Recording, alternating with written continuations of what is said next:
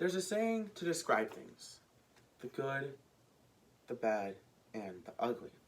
The good is things that are, well, good. The bad are things that aren't so good. And the ugly are things that are, quite frankly, just god awful. But in rare occasions, situations or events completely skip over the bad and go straight from good to ugly. This is the case with the Federal Death Penalty Act of 1994. In short, the act opened up a lot of doors. It made a lot more crimes eligible for the death penalty, specifically nonviolent crimes. Now, there is a lot of good that comes with the death penalty, but the cons outweigh the pros by a rather significant margin, and the death penalty serves little justice.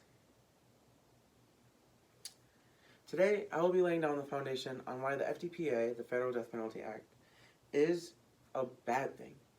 But this does not mean I will shy away from the good, such as it serves justice, it's an honest and fair form of justice, and that it's popular and widely accepted amongst the criminal justice community. But what I will do is demonstrate and explain why all those, quote, good things are just ugly things in disguise. The death penalty serves justice, allegedly. The death penalty is meant to put on punishment for some of the most horrendous crimes committed by some of the worst criminals. But there are better forms of punishment than that, such as sentencing. Giving someone a life sentence is a much better option. It does more for the inmate and the inmate's community, and it offers the inmate an opportunity to better themselves. In an article titled "A Life Sentence and Installments, a Qualitative Analysis of Repeat Offending Among Short-Term Offenders," it stated, according to the Criminal Justice Act of 2003, sentencing offenders has a number of functions: punishment, the reduction of crime, reform and rehabilitation of offenders, protection of the public, and reparation. This gives inmates the opportunity to better themselves if they're sentenced.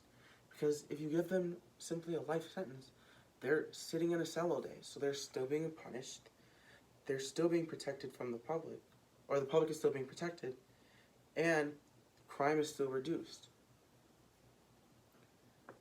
But not only that, they're given the opportunity for reform programs and to be rehabilitated, which then in turn gives them a second chance.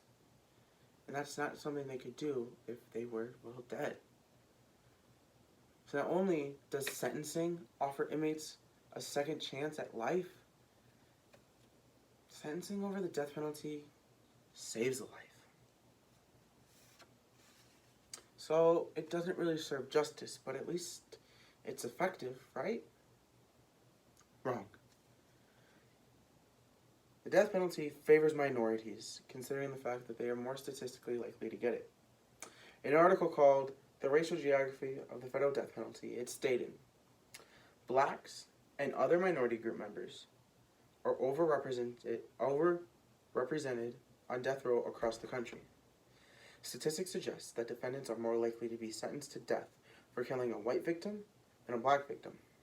Blacks are also executed disproportionately and have been since '76. Again, the death penalty is illustrative. This claim was supported by another article called "Cumulative Racial Inequalities Within Death Penalty Institutions," where they stated, prior research has found racial disparities in the administration of death sentences. Those two quotes clearly demonstrate that the death penalty favors minorities, specifically black people. And a system that is so racially unfair just, quite frankly, shouldn't be implemented. Because no matter what way it happened, white people will always be chalked up as the victim, and racial groups, specifically black people, will always be chalked up as murderers, no matter what the truth is. So, it's not a very successful form of justice, but it's accepted amongst the criminal justice community, right? Wrong again. U.S. attorneys don't enforce the death penalty if they don't have to.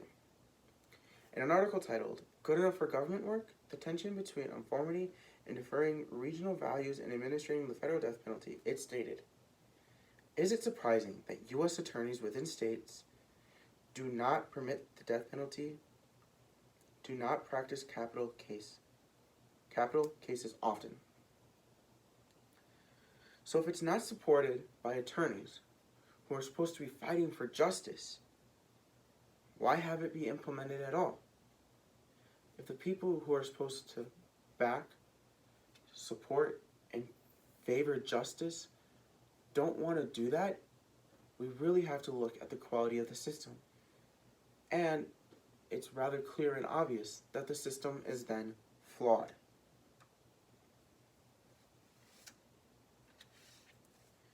In conclusion, there are no honest or fair qualities to the death penalty, considering the fact that it targets minorities, specifically people of color.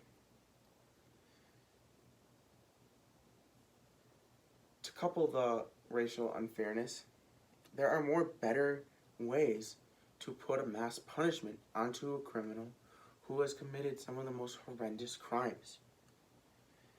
And to top it all off, it isn't very well perceived amongst the criminal justice community. None of these uglies that were hidden amongst the good would be possible without the Federal Death Penalty Act of '94, because of the fact that it opened so many doors. Once these doors were opened, these uglies were given the opportunity to come into the light. So, next time you hear about a good, just know that somewhere there's an ugly hiding in the shadows.